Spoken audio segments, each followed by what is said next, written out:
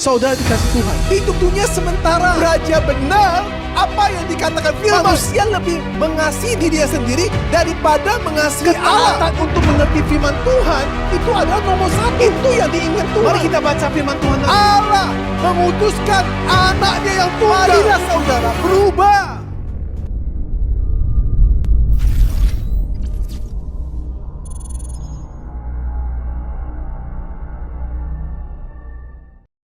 Shalom, selamat pagi semua jemaat-jemaat Gereja Reform Karismatik Indonesia. Puji Tuhan, kita bisa sampai pada hari ini, kendati pun pandemi ini terus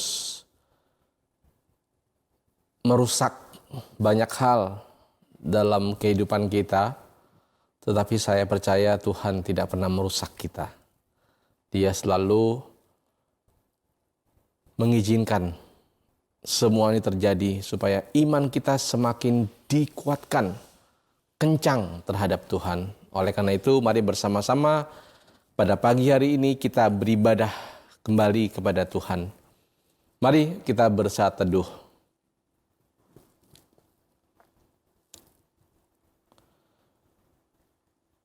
Amin. Firman Tuhan, mari kita baca dari Mazmur pasal yang ke-89 ayat yang pertama. Kita baca, "Aku hendak menyanyikan kasih setia Tuhan selama-lamanya, hendak memperkenalkan kesetiaan-Mu dengan mulutku turun-temurun." Mari kita berdoa. Bapa di dalam surga, kami kembali bersyukur pada pagi hari ini kami bisa kembali lagi bersama-sama Tuhan, duduk diam beribadah kepada Tuhan. Kendati pun kami masih terpisah secara fisik, harus melakukan ibadah secara virtual seperti ini Tuhan, tetapi Tuhan kami tahu bahwa Engkau tidak dibatasi oleh apapun juga. Sehingga kami percaya Tuhan, Engkau hadir di masing-masing rumah kami pada pagi hari ini. Terima kasih Tuhan, kami percaya Engkau Allah yang setia. Kesetiaan-Mu tidak digantungkan kepada hal apapun juga. Engkau setia dan Engkau pasti menolong setiap kami di dalam menjalankan hari-hari kami. Terima kasih Tuhan, karenanya pada pagi hari ini kami beribadah kepada Tuhan. Kami ingin memuji Tuhan, kami ingin bersama-sama belajar lagi, diisi oleh kebenaran firman Tuhan. Berkati setiap kami, supaya mata hati kami tertuju kepada Tuhan. Tuhan yang kami sembah, Tuhan yang kami muliakan, dan Tuhan yang akan memberkati kami. Terima kasih Tuhan, kami serahkan semua kami yang melayani, Engkau pimpin. Gembala kami yang menyampaikan, menguraikan firman-Mu Tuhan, kami berdoa biarlah Tuhan yang sungguh memakai mulut bibir, sehingga pada akhirnya Tuhan diberitakan, Tuhan dimuliakan, dan kami diberkati oleh Tuhan. Terima kasih Tuhan Yesus, dalam nama Tuhan Yesus kami berdoa. Amin. Shalom Bapak Ibu, Saudara-saudari yang dikasihi Tuhan. Pandemi kini telah membabat dan merusak banyak hal. Semua berjalan benar-benar tak terkendali. Anda dan saya mungkin takut, gelisah dan khawatir akan apa yang akan terjadi di depan. Kendaki pun kita tak lagi bisa merancangkan dengan tepat semuanya. Jangan takut, Ia El Shaddai, Ia pasti menjaga kita.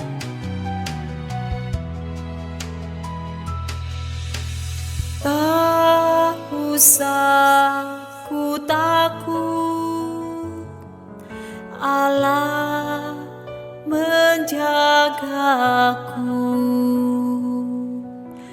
Tak usah ku bimbang, Yesus peliharaku. usah ku susah,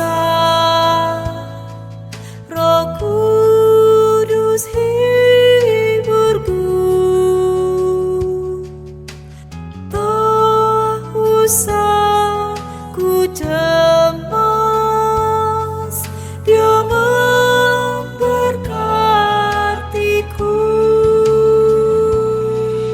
El Shaddai, El Shaddai, Allah Maha Kuasa. Dia besar, Dia besar, El Shaddai mulia. El Shaddai, El Shaddai, Allah Maha Kuasa. Berkat-Nya berlimpah, El Shaddai.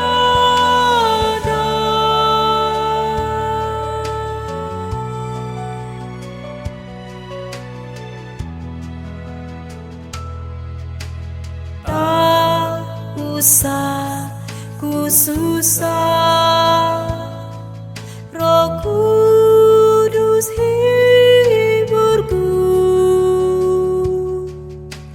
Tak usah ku cemas, Dia memberkatiku. El Shaddai,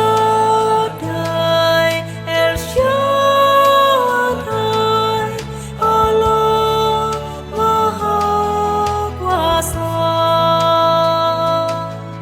Dia besar, Dia besar, El Shaddai mulia. El Shaddai, El Shaddai, Allah Maha Kuasa. Berkat-Nya berlimpah, El Shaddai.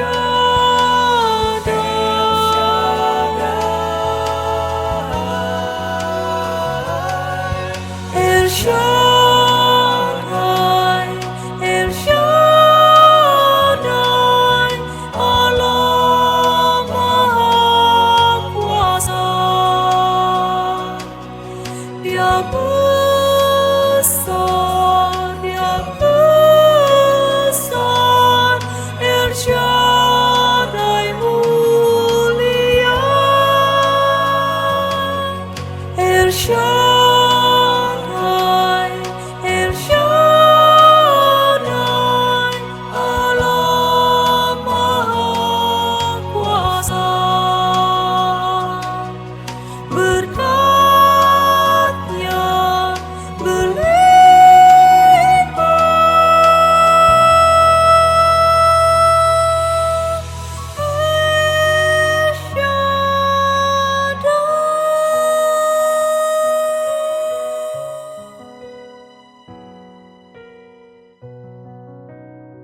Mari Bapak Ibu, Saudara-saudari yang dikasihi Tuhan, kita tundukkan kepala kita mau menyambut firman Tuhan. Bapa kami yang di sorga, dikuduskanlah namamu, datanglah kerajaanmu, jadilah kehendak-Mu di bumi seperti di sorga. Berikanlah kami pada hari ini makanan kami yang secukupnya, dan ampunilah akan kesalahan kami, seperti kami juga mengampuni orang yang bersalah kepada kami. Dan janganlah membawa kami ke dalam pencobaan, tetapi lepaskanlah kami daripada yang jahat. Karena Engkau yang punya kerajaan dan kuasa dan kemuliaan sampai selama-lamanya. Amin.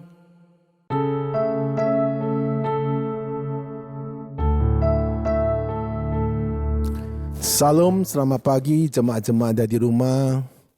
Saya percaya jemaat-jemaat di rumah semua dalam keadaan baik-baik dan sehat. Dalam keadaan pandemi inilah, kesehatanlah nomor satu.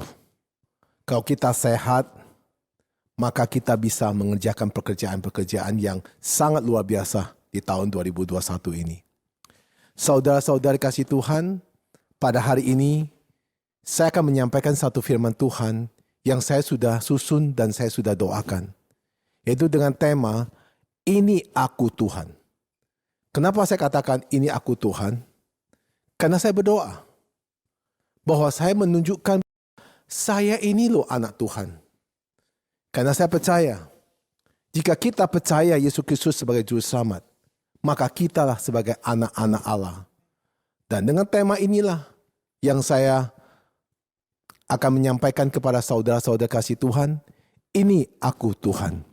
Mari sebelum kita mendengar firman Tuhan, saya undang jemaat-jemaat ada di rumah, kita tunduk kepala kita untuk berdoa.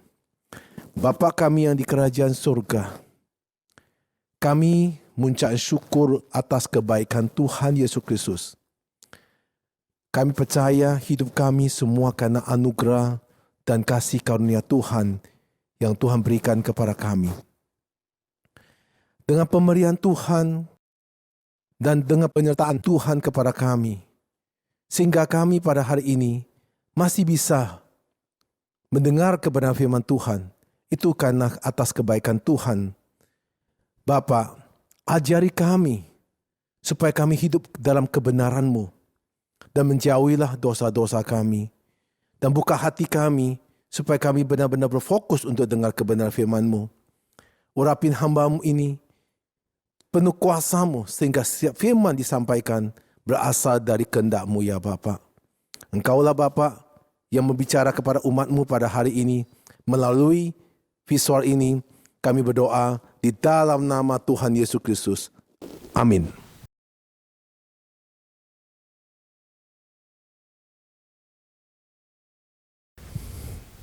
Saudara-saudara yang dikasihi Tuhan, mari kita sama-sama membuka firman Tuhan di dalam Alkitab, yaitu di kitab Yesaya 6 pasal yang ke-8.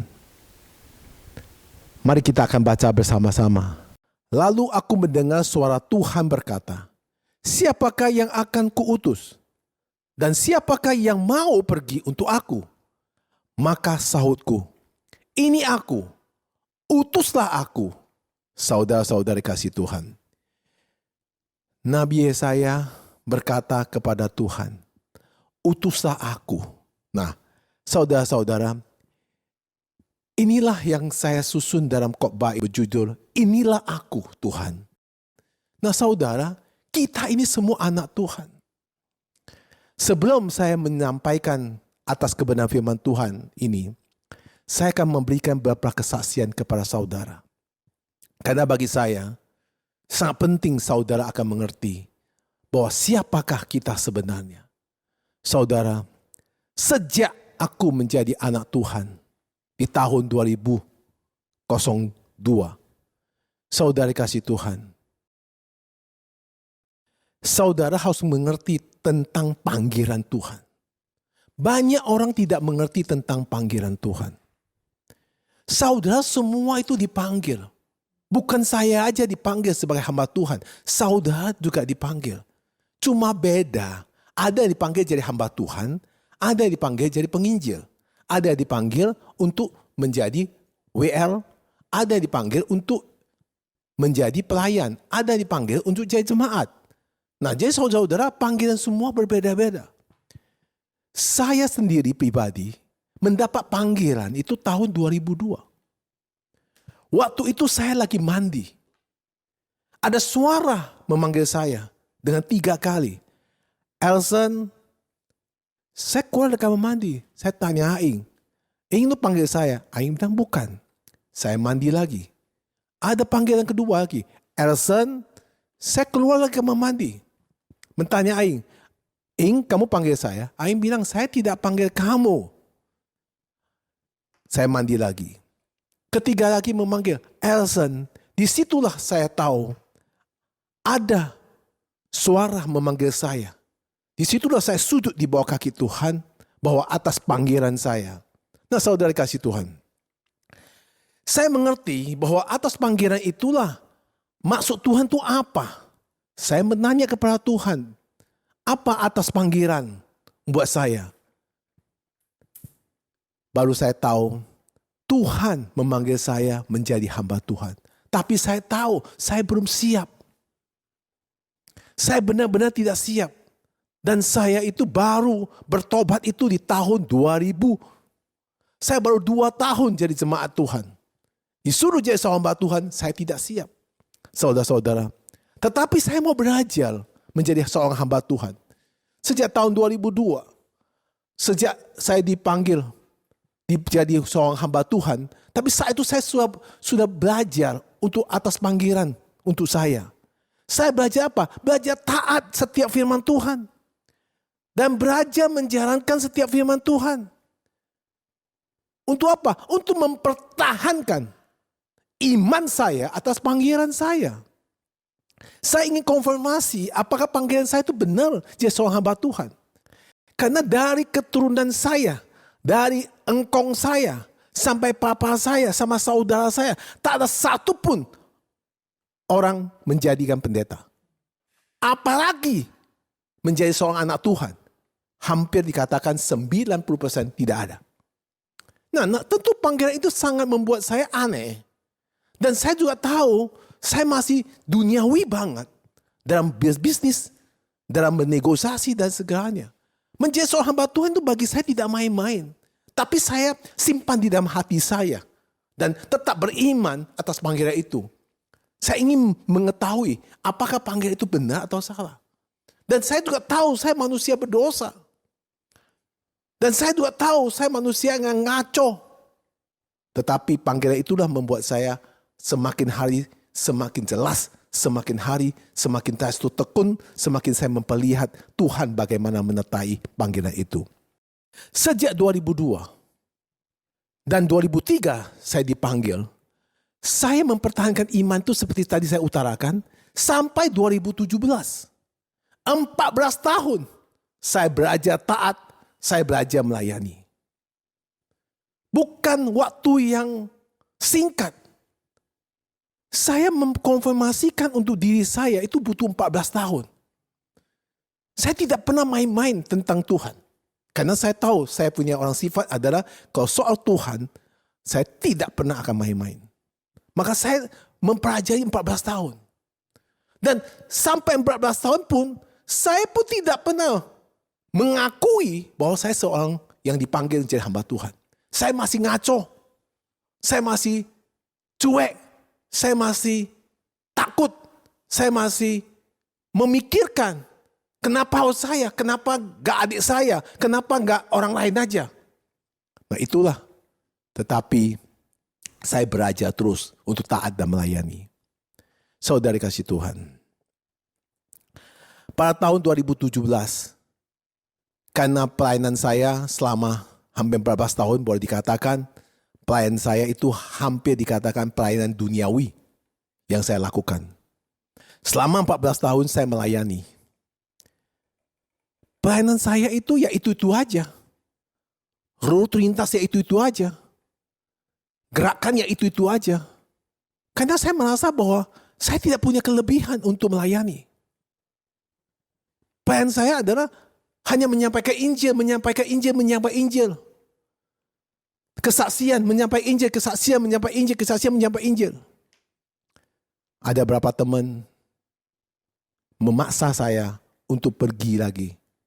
Menambah ilmu. Untuk kuliah lagi ke Hawaii. Nah saudara dikasih Tuhan, dengan singkat cerita, saya sebenarnya tidak pingin pergi ke Hawaii itu. Tapi ada seorang teman saya yang dari Australia mendaftarkan saya. Kemudian saya bilang saya rasa tidak mau saya pergi. Soal kuliah saya sudah kuliah 5 tahun.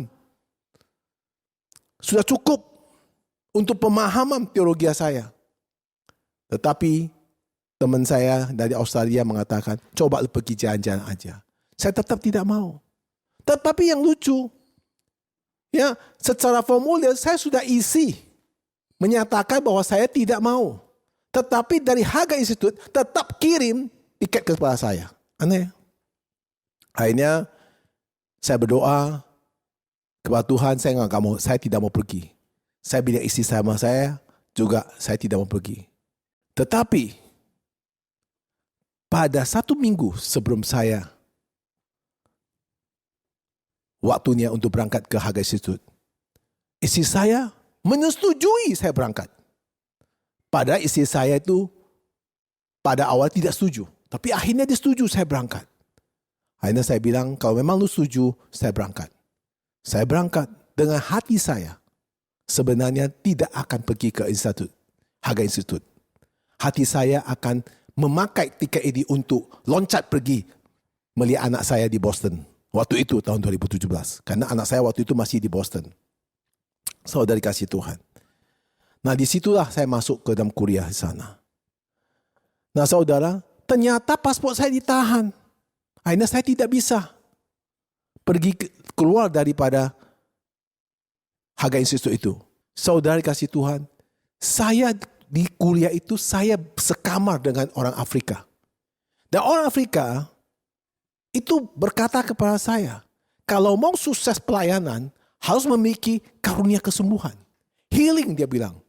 Waktu ngomong itu saya anggap dia gila. Karena pemahaman saya tidak ada karunia kesembuhan. Pemahaman saya. Karena saya pikir kalau ada karunia kesembuhan ngapain ada rumah sakit. Saya nggak percaya itu waktu itu.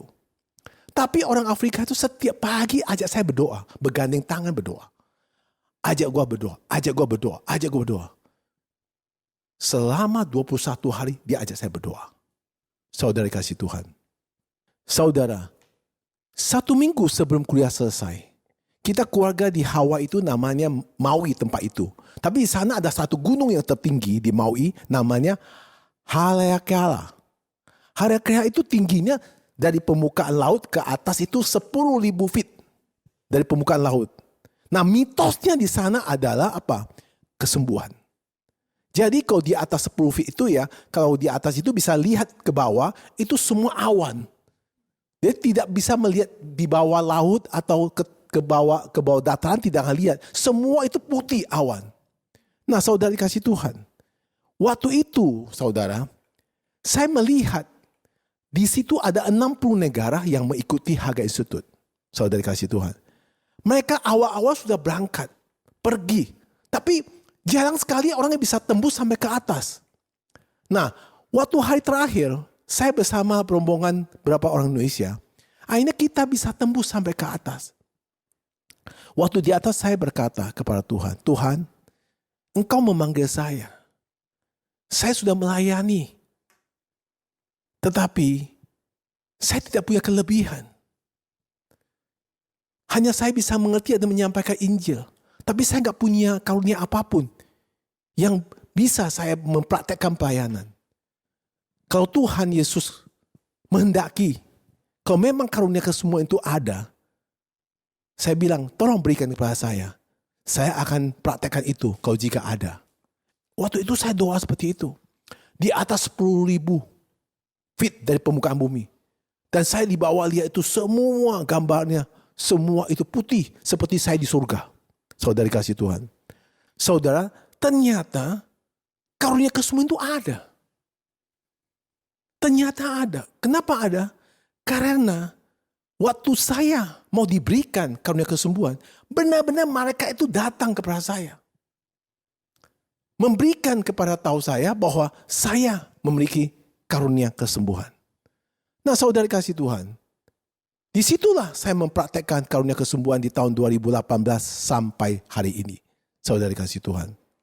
Dan saya percaya betul, apa yang Tuhan berikan kepada kita, itu selalu ya dan amin. Saudara kasih Tuhan. Saya tidak melebarkan kesaksian saya. Tapi saya akan menceritakan bahwa bagaimana Tuhan itu mengasihi kita kalau kita adalah orang-orang utusan Tuhan. Di tahun 2021, saya masih ingat kira-kira 5 bulan lalu, tanggal 12 Januari malam. Saudara, malam itu saya waktu tidur, saya tiba-tiba meriang. Karena tanggal 13 Januari itu hari ulang tahun saya. Tapi tanggal 12 malam saya meriang luar biasa waktu malam itu. Nah, saudara kasih Tuhan, malaikat datang kepada saya. menggosok dada saya. Gosok terus menerus. Begitu lama dia gosok. Ternyata apa yang dia gosok? Karena dia sudah mengirim, malaikat sudah menjaga saya tidak tahu. Karena kan saya tadi utarakan, saya itu kalau bukan panggilan, tak mungkin saya jadi hamba Tuhan. Jadi malaikat itu datang. Tuhan utuskan malaikat datang untuk gosok badan saya. Gosok dada saya. Gosok terus. Nah ternyata apa? Besok pagi saya demam. Saya tes pakai antigen. Ternyata saya positif. Saudara kasih Tuhan. Saya positif COVID-19. Tetapi saya tidak ada efek sampingan. Tidak ada efek yang membuat saya parah. Ternyata apa? Ternyata kemarin malam mereka sudah gosok semuanya. Sudah mengambil. Di COVID-19 ini tidak memandang pendeta atau kamu itu orang kudus atau kamu itu orang-orang seperti malaikat. Tidak memandang. Siapapun akan kena. Tetapi untuk supaya hambanya dijaga, Tuhan Yesus mengirim malaikat-malaikatnya untuk memprotek saya. Saudara kasih Tuhan. Nah saudara, jadi di situ saya melihat betapa sayangnya Tuhan kepada hambanya. Di situ saya juga percaya Tuhan juga sangat sayang kepada umat-umat pilihannya. Asal kita mau taat, asal kita mau setia, asal kita mau menjalankan semua apa kehendaknya. Nah saudara, panggilan itu untuk saya merasa jelas sekali. Bukan panggilan yang dipanggil oleh manusia. Saudara, saya itu menyembah bukan menyembah manusia. Saya menyembah Tuhan berasal dari surga.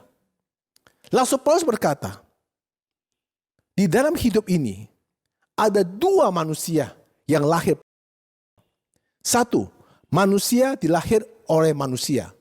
Abraham mempunyai anak, yaitu dua. Satu Ishak, satu Ismail.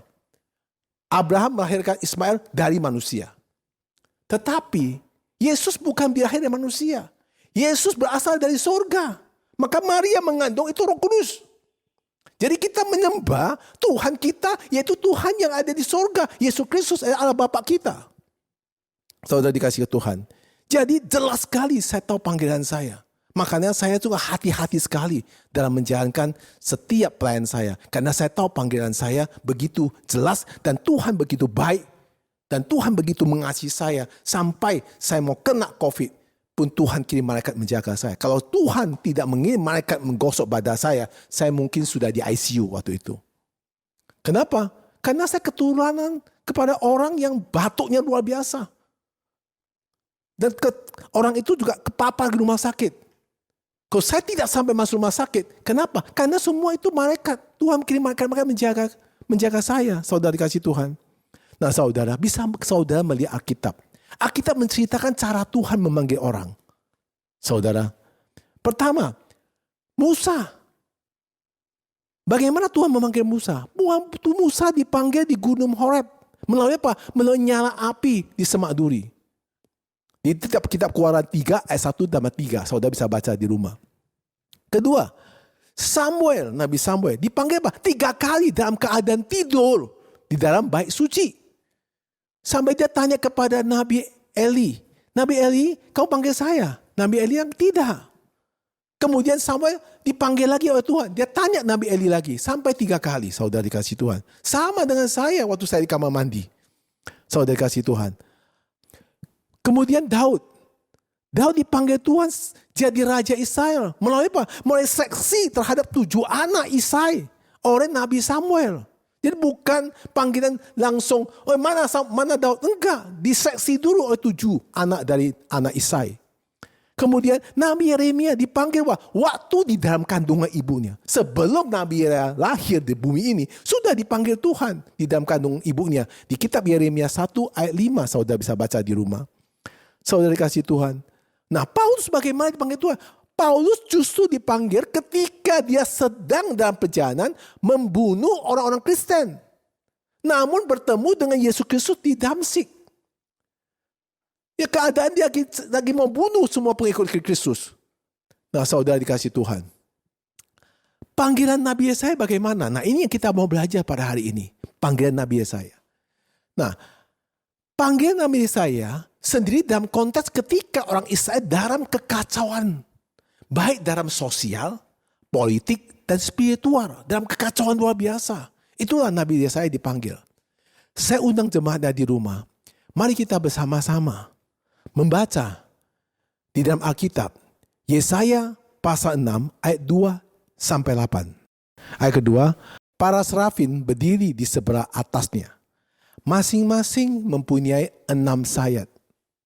2 sayap dipakai untuk menutupi muka mereka, 2 sayap dipakai untuk menutupi kaki mereka, dan 2 sayap dipakai untuk melayang-layang.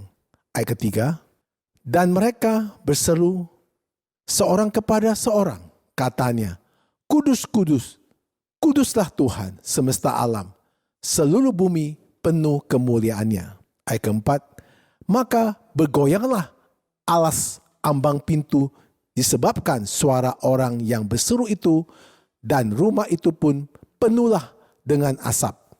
Ayat kelima, lalu kataku, celakalah aku binasa, sebab aku ini seorang yang najis bibir, dan aku tinggal di tengah-tengah bangsa yang najis bibir, namun mataku telah melihat Sang Raja, yakni Tuhan semesta alam. Ayat ke-6, tetapi seorang daripada serafin itu terbang mendapatkan aku. Di tangannya ada bara yang diambilnya dengan sepit dari atas mezbah. Ayat ke-7, ia menyentuhkannya kepada mulutku serta berkata, lihat, ini telah menyentuh bibirmu, maka kesalahanmu telah dihapus dan dosamu telah diampuni. Ayat ke-8, lalu aku mendengar suara Tuhan berkata, siapakah yang akan kuutus dan siapakah yang mau pergi untuk aku? Maka sahutku, ini aku, utuslah aku. Saudara-saudari kasih Tuhan, inilah firman Tuhan yang harus kita pelajari.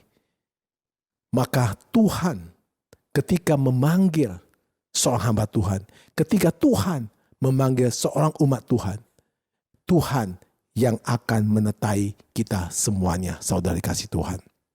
Saudara, proses daripada pemanggilan Nabi Yesaya tersebut, Allah itu didampingi oleh para malaikat serafin. Kata malaikat serafin itu artinya malaikat yang menyala atau bersinar sehubung dengan kemuliaan yang malaikat itu miliki di samping Allah. Maka begitu terang sekali waktu malaikat itu memperlihatkan kepada Nabi Yesaya. Saudari kasih Tuhan, melihat situasi ini, Nabi Yesaya menjadi ketakutan karena menyadari dirinya pasti akan binasa karena telah melihat Allah. Saudari kasih Tuhan, dalam kitab Perjanjian Lama, mari kita baca kitab Keluaran 33 ayat 20. Lagi firman-Nya, engkau tidak tahan memandang wajahku, sebab tidak ada orang yang memandang aku dapat hidup. Nah saudara, pemahaman Nabi Yesaya adalah pemahaman dari hukum Taurat. Kalau siapa yang bisa melihat Allah pasti akan binasa. Nah saudara kasih Tuhan, di dalam kitab Yesaya pasal 6 ayat 5-7 yang tadi kita bacakan bersama-sama, Tuhan itu mengampuni Nabi Yesaya. Dengan apa? Dengan mengambil bara dari mezbah, menyentuhkan ke mulutnya sebagai tanda pengampunan dosa. Karena Nabi Yesaya berkata, aku ini najis. Rasanya tidak pantas dipanggil. Tetapi Tuhan yang menyentuh mulutnya Nabi Yesaya, sehingga dosanya itu diampuni. Saudari kasih Tuhan, Nabi Yesaya juga merasa bahwa ia adalah milik Allah. Maka ia siap dipakai sebagai alat Allah dari kasih karunia-Nya, saudari kasih Tuhan. Saat Nabi Yesaya berjumpa dengan Allah, dosa-dosanya disingkapkan atas dosa-dosanya sendiri dan juga dosa-dosa bangsa Israel waktu itu. Saudari kasih Tuhan, kalau saudara mau tahu apakah saudara itu orang berdosa atau tidak?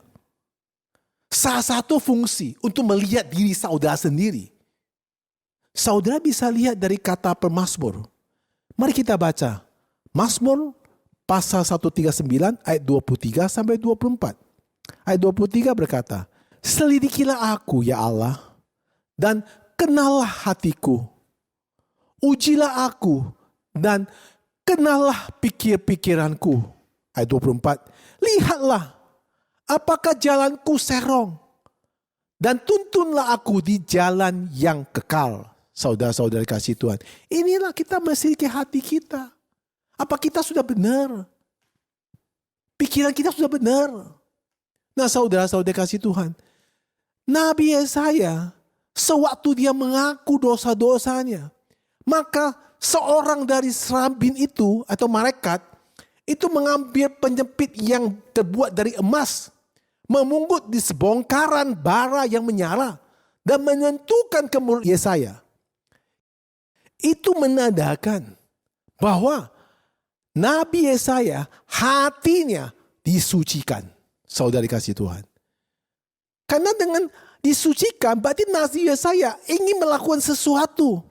Mau suatu apa? Agar membuat bangsa Israel yang penuh dengan dosa agar berbalik dalam hidup dalam kebenaran di hadapan Allah. Maka Nabi Yesaya berkata kepada malaikat serafin itu. Apa Nabi Yesaya berkata? "Ini aku, utuslah aku." Saudara-saudara kasih Tuhan. Nabi Yesaya menyerahkan dirinya kepada firman Tuhan. Dan ikut jalan sesuai dengan kehendaknya. Ini penting bagi saudara dikasih Tuhan. Di saat-saat inilah. Kalau kita mau ikuti setiap kebenaran firman Tuhan. Mengikuti setiap kehendaknya. Saudara akan menjadi orang yang diberkati. Kata diberkati, saudara mendapat keselamatan. Kedua, saudara dilindungi Tuhan di saat pandemi ini. Di saat pandemi saudara mau pakai cara apa untuk memprotek diri saudara? Saya lihat tidak ada obat yang bisa memprotek saudara kecuali firman Tuhan saudara. Dengan ketaatan saudara kepada firman Tuhan. Di saat pandemi ini, saudara bukan dapat keselamatan saja, tetapi diberkati, kesehatan juga dijaga Tuhan. Saudara dikasih Tuhan.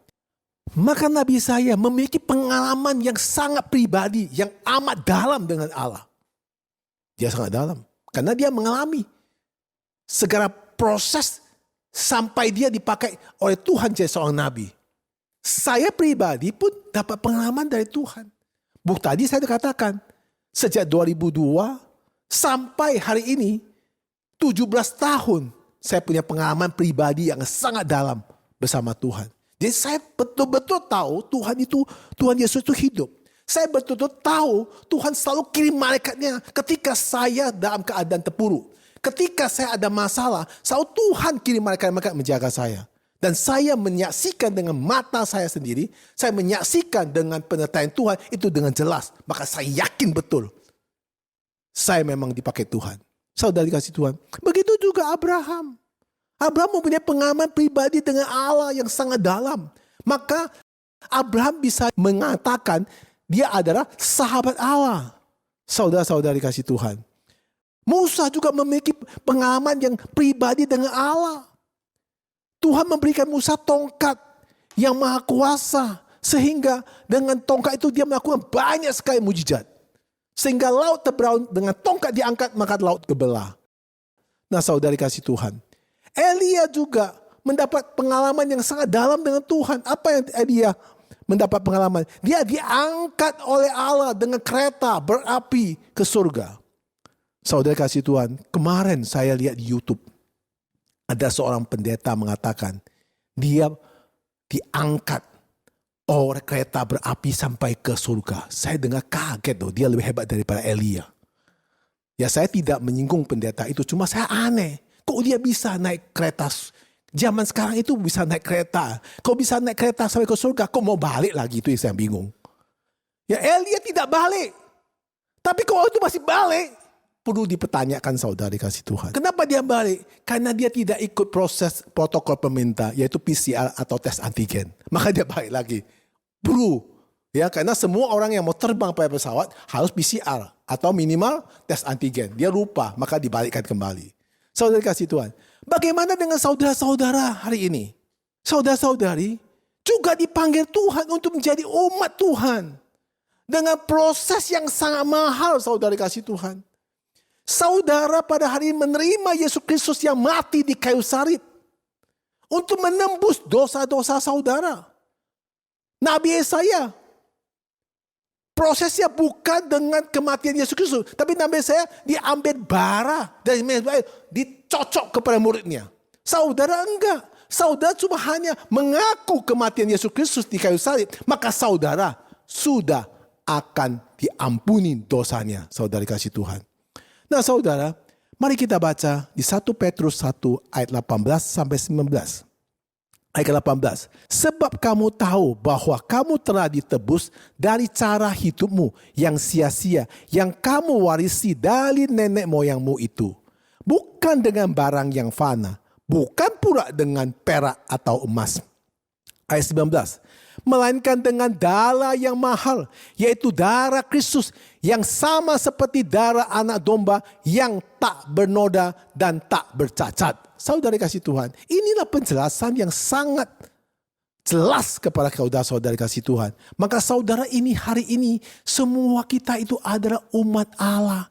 Semua kita dipanggil melalui kita bertobat. Kita terima Yesus Kristus sebagai juru selamat. Dengan terima Yesus Kristus sebagai juru selamat, kita juga terima Yesus Kristus yang disalibkan di kayu salib untuk menembus dosa saudara. Dan Yesus Kristus bangkit pada hari ketiga untuk memberikan saudara hidup yang kekal. Nah saudara, jika saudara sudah menjadi umat Allah, jika saudara hari ini sudah dipanggil oleh Tuhan jadi umat Allah, tugas saudara apa sekarang? Saudara, jika saudara sudah dipanggil, yang pertama saudara harus memulai hidup baru dengan Tuhan Yesus Kristus. Jangan lagi hidup yang lama, cara lama sudah diputuskan. Hidup dengan yang baru dengan Tuhan Yesus Kristus, itu pertama. Kedua, selalu menjadi saksi Tuhan Yesus Kristus di dalam situasi saat pandemi ini. Di situasi pandemi ini, orang butuh kesaksian. Kesaksian apa? Pemberitakan Injil. Kesaksian apa? Kesaksian saudara bagaimana Tuhan proses dalam hidup saudara. Seperti saya, Tuhan proses dalam hidup saya untuk jadi seorang hamba Tuhan. Bukan 1 hari, bukan 2 hari. Maka saya berkatakan, seorang pendeta tidak pernah mengalami proses dengan Tuhan. Dia tidak bisa meyakinkan bahwa dia panggilan jadi seorang hamba Tuhan. Saya proses bukan 1-2 hari. Sampai hari ini masih proses saudara-saudara kasih Tuhan 17 tahun. Saya selalu mengatakan malaikat datang. Saya katakan apa istri saya. Awal-awal istri saya kurang percaya, sekarang dia percaya. Saya katakan anak saya, yang Jesslyn. Nah awal-awal juga percaya, akhirnya juga percaya. Nah sekarang anak saya yang terakhir, 50-50 dia percaya. Nah bagaimana saudara? Saya mengalami, saya tahu. Makanya saya di saat pandemi ini, selalu saya mengatakan, hati-hati berbicara, jaga mulut. Karena sudah banyak yang menghadapi permasalahan. Di saat pandemi ini banyak masalah.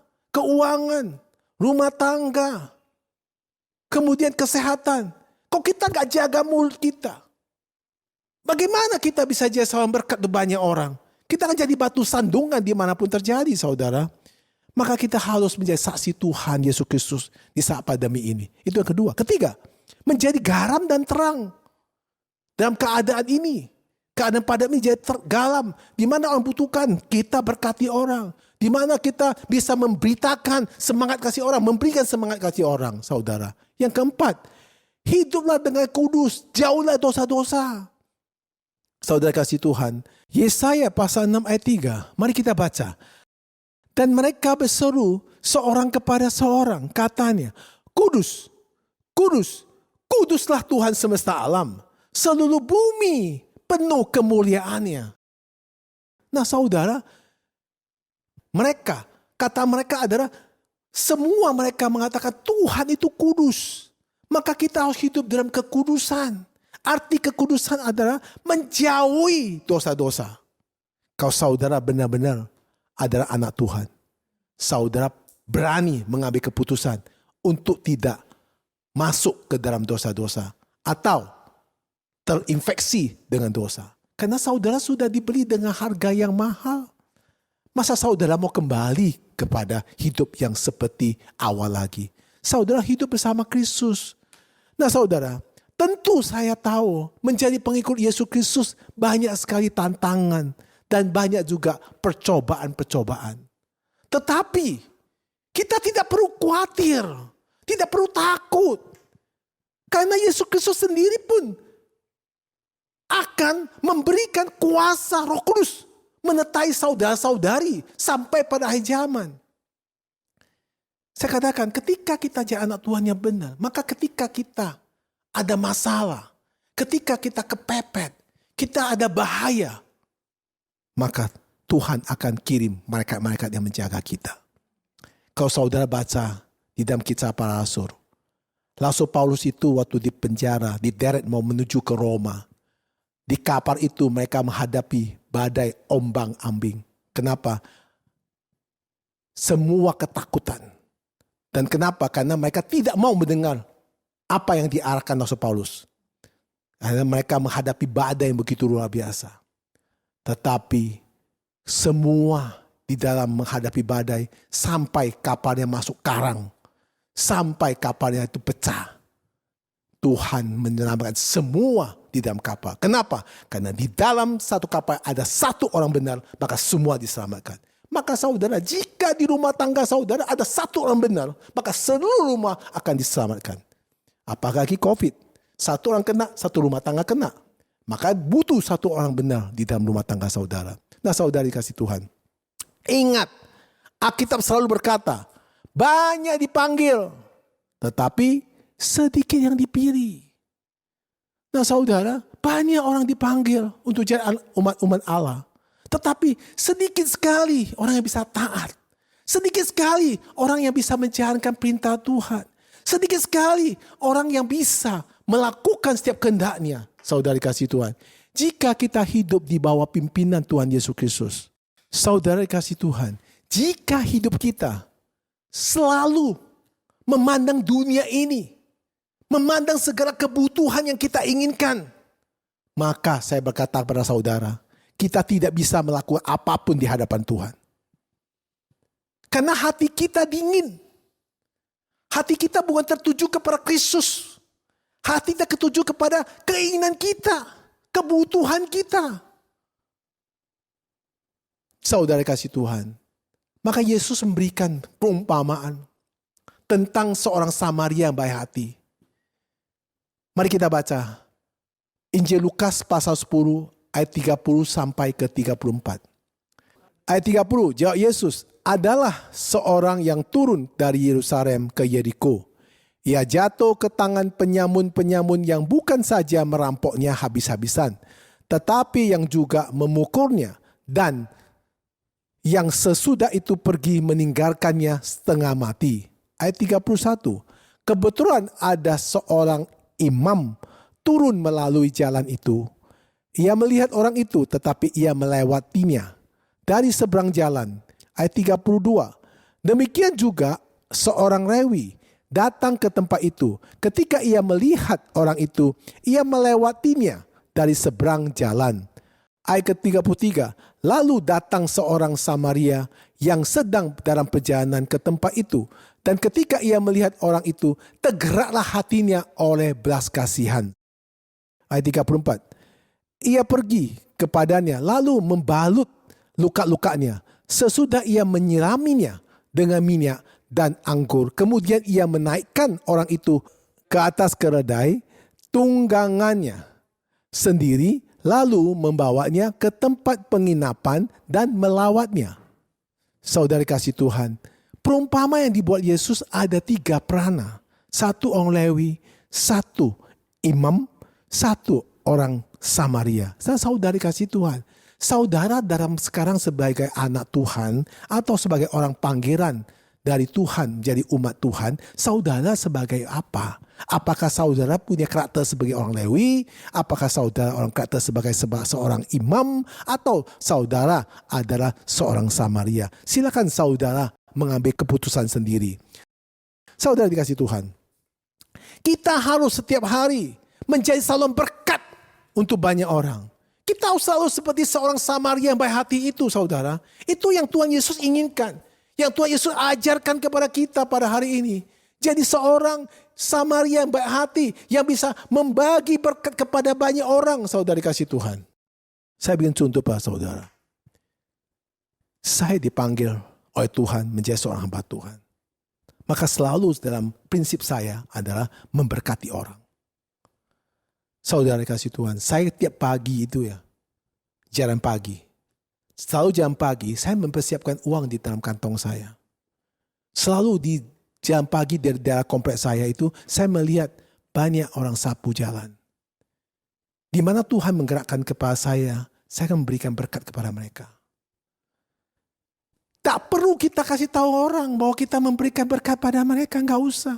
Karena kita harus dimanapun memberkati orang, bukan hanya memberkati pada orang-orang yang kita layani. Kita harus berkati kepada semua umat Tuhan. Yaitu apa? Semua manusia. Tidak usah bicara tentang kepercayaan dia apa. Yang penting kita memberkati. Itu satu yang saya lakukan. Setiap hari saya lakukan. Kedua, saya sendiri kalau bawa mobil, kalau saya melihat ada orang yang susah, saya buka kaca, saya memberi. Gak usah disuruh. Nah saudara, anak saya yang di Amerika, Jaslyn, dia setiap pagi lari pagi, dia juga taruh kantong uang.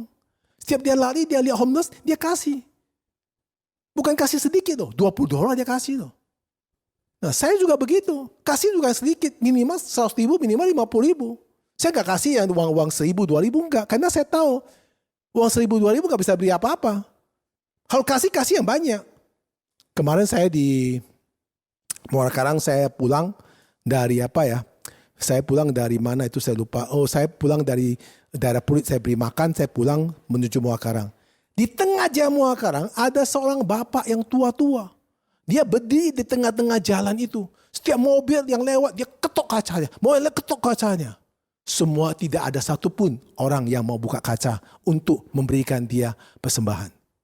Saya melihat itu, saya lewat, saya tergerak hati saya. Saya berhenti mobil, saya kemudian jalan kaki, saya cari bapak itu. Saya pakai masker, saya pakai protokol masker. Nah akhirnya saya ketemu, Pak sini Pak, saya bilang. Saya kasih uang dia. Bapak gak usah minta-minta ini Bapak untuk beli makan. Nah saudara kasih Tuhan, inilah yang kita harus lakukan. Ya. Saudara kalau diberkati harus menjadi saluran berkat.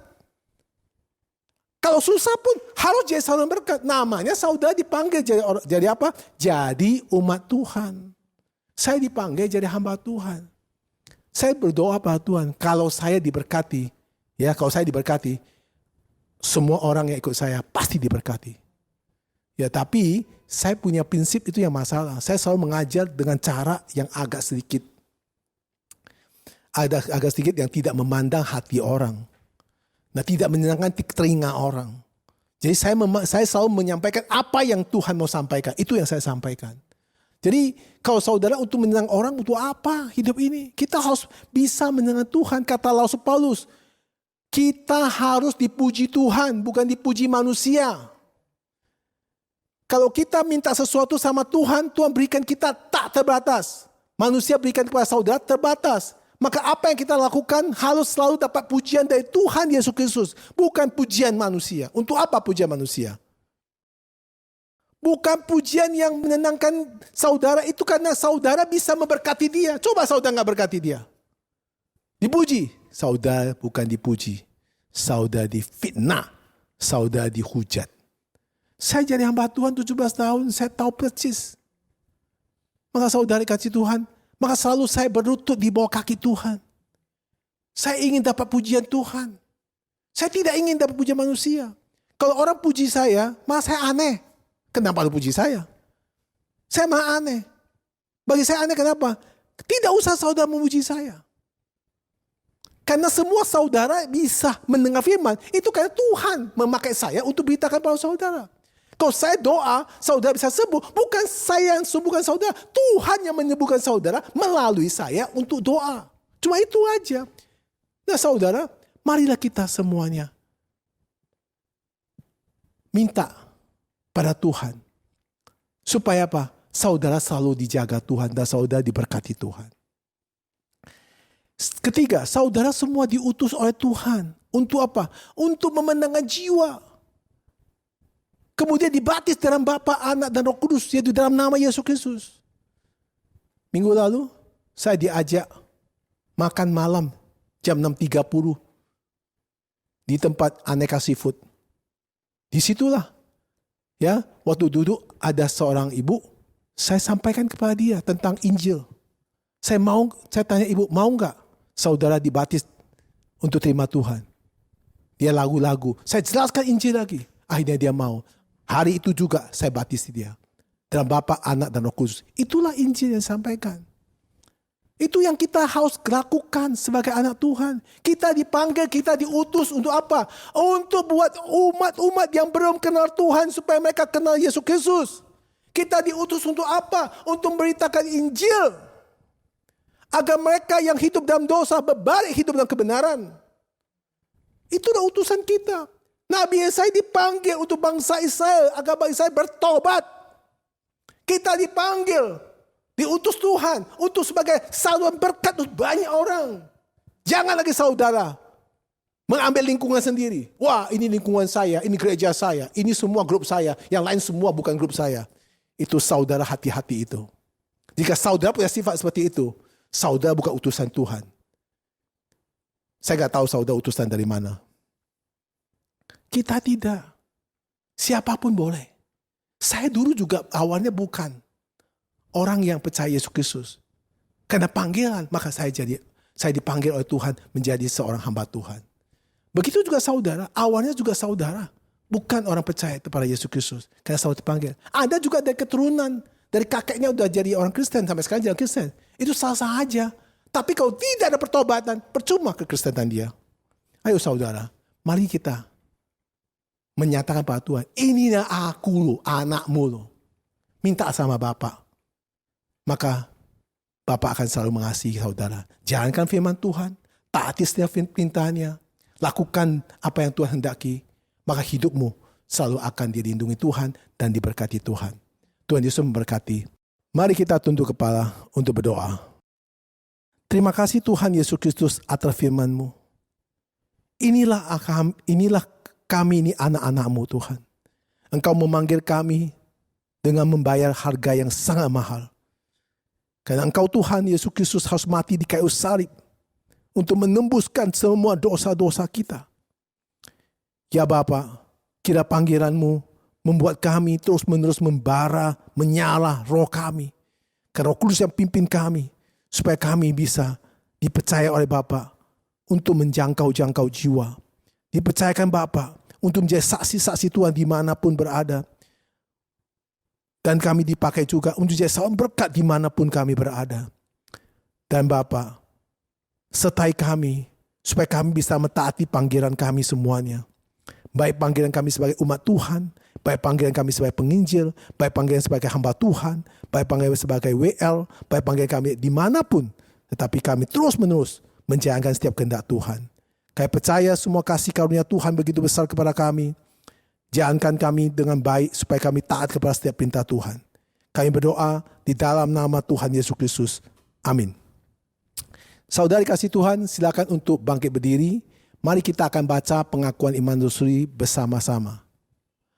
Aku percaya kepada Allah, Bapa yang Maha Kuasa, Kalib langit dan bumi, dan kepada Yesus Kristus, Anaknya yang tunggal Tuhan kita, yang dikandung dari Roh Kudus, lahir dari anak darah Maria, yang menderita sengsara di bawah pemerintahan Pontius Pilatus, disalibkan, mati dan dikuburkan, turun ke dalam kerajaan maut. Pada hari ketiga, bangkit pula dari antara orang mati, naik ke surga, duduk sebelah kanan Allah Bapa yang Maha Kuasa. Dari sana ia akan datang untuk menghakimi orang yang hidup dan yang mati.